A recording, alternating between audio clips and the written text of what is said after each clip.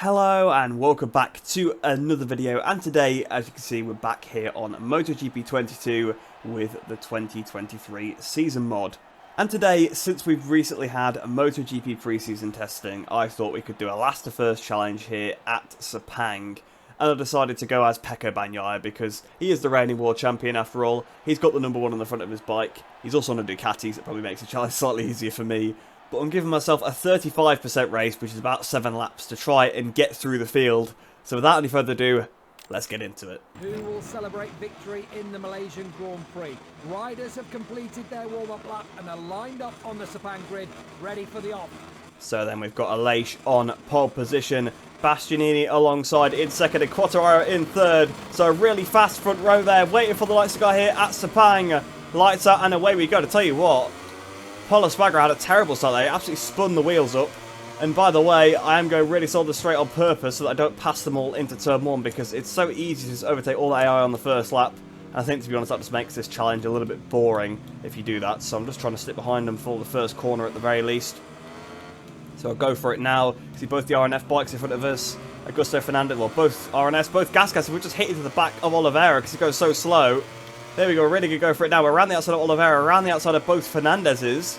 So up into P19 now. Alex Rin's just ahead of us as we go down towards turn 4. Oh, I think that's Digi Antonio sticking it to the right side there. We've got these other Zarco as well, so also up to 14th place. I think we just dive bombed from like 17th to 14th there. In fact, probably more so. But either way, then we've got Alex Marquez on the Gresini Ducati just ahead of us. Obviously, as Bagnaia, he had a lot of issues from someone on the Gresini Ducati. He's about to have some more there as Digi Antonio tried to stick it up the inside. And it's been a crash. Bastianini's hit the deck. Speaking of that Gresini Ducati rider that gave Bagnaia all those troubles, Bastianini has hit the deck. But Digi Antonio got past me at the same time because I ran a bit wide. He probably shouldn't have done, because that's probably passing under a yellow flag. But you know what is going on in front? What are those AI doing? And I've just been hit up the back. So again, I'm going to ask the question, what are the AI doing? They're just going so slow in front of them, having a proper battle. Because there's already like 2 packs. You can see the Repsol Honda, I think that's Martin, and I think Binder must be at the front of that, because I think we've already passed Miller. Are sort of battling, and you can see just the front guys all getting away. So we need to try and make the moves as quickly as possible. So here we are then, trying to set up Alex Marquez, trying to go around the outside. We've got to watch out for Digi again. Nothing you can do with the AI. They take the wrong line through there, by the way. They're way too tight. And there we are, side by side with Alex Marquez, overtaking him up into 12th place, right behind Jean Mir on the Repsol Honda. But again, this pack of AI, I don't know what they're doing, but they're braking so early for all the corners, and then they're like going like a clump, just like 3 wide, and go dead slow. So we're going to pass Marini, Nakagami on the run to the line. Can we try and get past Mir and Marquez as well on the run down towards turn 1? In fact, I think we're just going to pass all the Mir, Marquez, Martin, and Brad Binder as well. So even though I tried to take it easy, we are up to 6th place at the end of the first lap. Oh, actually, well, now back down to 7th because Binder's gone back at us, and I'm trying to go back at Binder again, and we've hit by Marquez. We had a lot of lean angle there. I was looking not to fall off. Marquez comes back through, so we're now to 8th place then, I suppose we could say, at the end of the first lap. But even still, there's a 3-second gap in front because of what these guys were doing, and they're doing it again. It's Brad Binder that's holding this pack up, clearly. I don't know what he's doing, but he's riding so strangely. We're going to cut underneath them, and there we go, up into 6th place once again. Now 4 seconds behind Marco Bezzecchi, and it's Morbidelli in front of him, so I've got no idea what's happening because it's some slower AI actually in front of us. So a very, very bizarre first lap there. That pack just going so slow that even the slow AI 3 seconds up the road. We're 6 seconds behind Aleix already. Look, 5.8 seconds behind Aleix Espargaro. So this is going to be a tricky challenge. I think the win might already be off the cards after lap 1 just because how slow the AI went. It's clearly something broken with Brad Binder's AI though, because we're 3 seconds in front of him already. It's now Marquez behind, but literally until that corner it was Binder. Marquez has only just made the position, so it'll be worth noting Marquez's pace throughout this race, see if he actually catches up to any of the other riders in front. But we took a massive margin out of Bezzecchi. We were 4 seconds behind him at 1.2.4 now. Fast lap of the race didn't even go to me either, it went to Quartararo, which I guess makes sense because we were battling riders for the first part of the lap. We're actually a second under already, so hopefully with this pace we can catch up, but it's not going to be easy because they're not as bad as they used to be at this track. They used to be absolutely horrendous, but they're actually not too bad now, especially once they get into a stride. First couple of laps are still a bit slow, which is what I'm trying to take advantage of now, but that period's pretty much ended, so I'm going to have to pretty much do the rest of the work myself. And there's been a crash. It's Quartararo. Sebastianini and Quartararo both hit the deck at the same corner. And that's how far they were in front. The Quattro's literally just come behind me. He's literally right behind me. So if Aleix crashes, he's basically going to be right next to me. And we've got to bridge that gap. So it's like as if I crashed in this challenge already. I've just realised that Franco Morbidelli's on the podium as well. So Aprilia 1-2 and Franco Morbidelli's on the podium. And Morbidelli's actually hassling Vinales. So I have no idea what's actually happened to the AI. Like, I didn't see the start, but I did see the starting grid, and it was not like that. Aleix was on pole, to be fair, but Vinales was not... Well, Vinales probably wasn't doing too bad, but Morbidelli and Bezzecchi were right in the back with me, so I have no idea what actually happened. How they're doing so well. Because the Aleix is completely gone. We've caught up to the back of this group pretty much now. Bezzecchi, Morbidelli, and Vinales. But Aleix, you can see he's only just on my screen now. Gap is 4 seconds, so we have took 2 seconds out of him, so if I keep chipping away at it, we are going to be about there, but it's going to be tough because we basically have to lose no time passing these guys.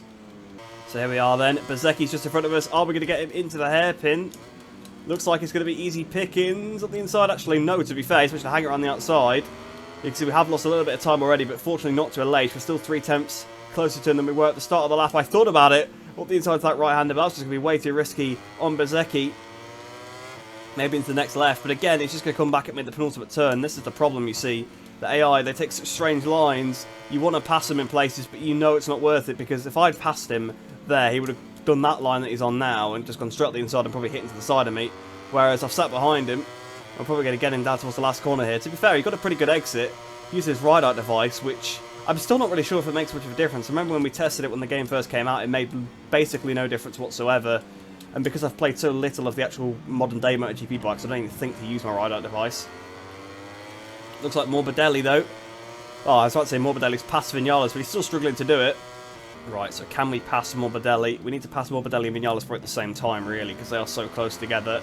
Gap to Aleix still going down 3.3 seconds, or 3.4 now, so we didn't take 2 seconds out of him. But, well, we didn't take a second out of him, but we did take a few attempts, so it's not the end of the world. And these guys, well, actually, Vinales is not a slow AI. Morbidelli is, to be fair. And Morbidelli's the one on the move here. Morbidelli's the one trying to make a pass. Don't know what's happened to Morbidelli, but he'd be absolutely loving this if this is what happened in the real Malaysian Grand Prix when they get there at the end of the year. Quartararo falls off right in front of him, and then he's battling Vinales for second, although I'm sure he'd be rather battling for the win. There's a green flag coming through here, but there doesn't seem to be any... Well, that'd be a crash behind, wouldn't it? But I'm not sure exactly who's gone down behind because the gap is so large. But here we are, and then Dad towards the hairpin, and we're going to try and pass the pair of them. At the inside of Morbidelli we go. At the inside of Vinales as well. I'm not going to pull this one down. I'm using way too much rear brake. We actually did pull that one down. I am shocked, to be fair, because I didn't really have the braking performance to pass the pair of them, but they were so close that I had to. I had to do both. I couldn't just do one because I wouldn't be able to actually...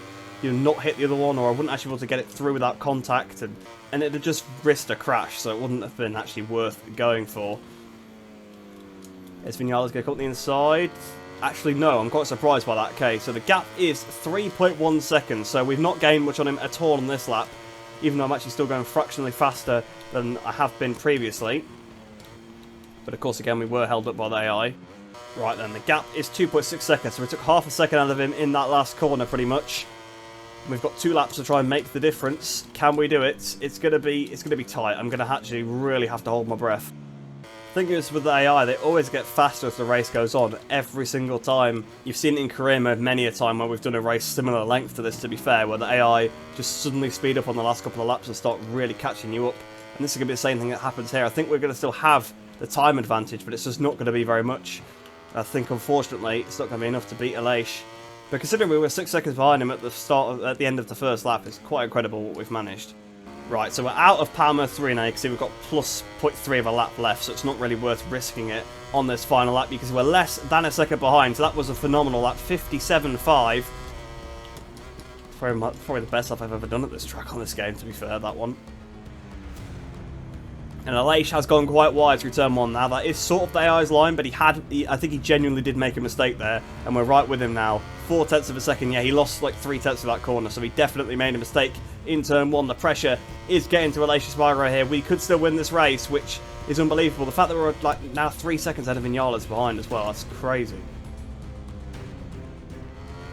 And again, he goes a bit wide through turn 4. Aleix is feeling the pressure. He's really feeling it now. And we've got just over half a lap to try and make this move and steal the win away. And he didn't have an ideal run through that section either, but still, we're not really making any extra inroads on him. And I can just see a flurry of crashes behind. Marc Marquez crashed on the last lap. Bezecchi's now crashed as well. But again, Aleix goes wide. I think we've got it this time. He's going to try to hang it up the inside. We're going to try to hang it around the outside now. But have I got the lead? No, Aleix is still at the inside. I had to pick the bike up. And to be fair, I think that might have given Aleix the advantage he needed, because it was such a close, aggressive pass. I had to pick the bike up. There was going to be contact. And Aleix, he might have just saved himself the victory by doing that one and forcing me to compromise the corner. But again, he's gone wide again. Aleix must be out of tyres. He's making so many mistakes on this lap. Here we go. We've got a bit of power battery. In fact, we've actually got quite a bit left to use. But here we go. Down towards the last corner using that Ducati power. Going to try and outbrake Aleix into the last corner as well. I broke probably earlier than I would normally, because that's how early the AI brake compared to me. And Aleix has just kind of bashed us out the way. But here we go. Then out the last corner. It's going to be a drag race to the line. Are we going to get it? Side by side with Aleix's far going. Yes, we've beat him to the line. Last to first here as Pecco Bagnaia. Well, I tell you what, something strange was happening in that race. It must be said, something very, very strange. The AI were just behaving bizarrely.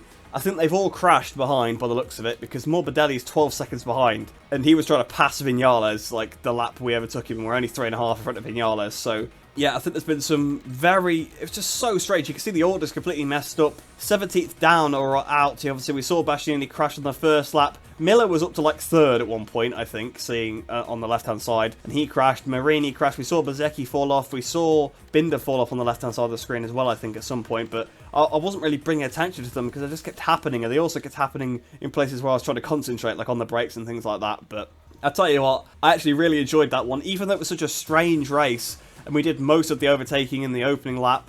Then there was a lot of pushing, there was a lot of tactics with AI. Obviously, you saw how Aleix battled us on the last lap. That wasn't really the AI deliberately doing that, that's just how they are. And it put me in some interesting positions. So it was actually quite fun to try and manoeuvre my way around that one. But by the end, you could see his tyre had totally gone. I kind of struggled to catch him at the start of the penultimate lap. I put a couple of attempts into him, and the gap just shredded at the end of the lap. All of a sudden, I sort of gained it all back in the last couple of corners, which is where I was gaining the time anyway, but even more so. And then once he ran wide in turn 1, that put us right in the back of him. He ran wide again in turn 4, then he ran wide at the hairpin, then he ran wide at the penultimate turn. And to be fair, he also ran wide at the last corner. It's just I was on his outside when he got there, so he kind of clattered into us. But yeah, a thoroughly enjoyable race. So I hope you guys have enjoyed that one. Hope you enjoy the rest of your day. Hope you're all stay safe, and I shall see you in the next one.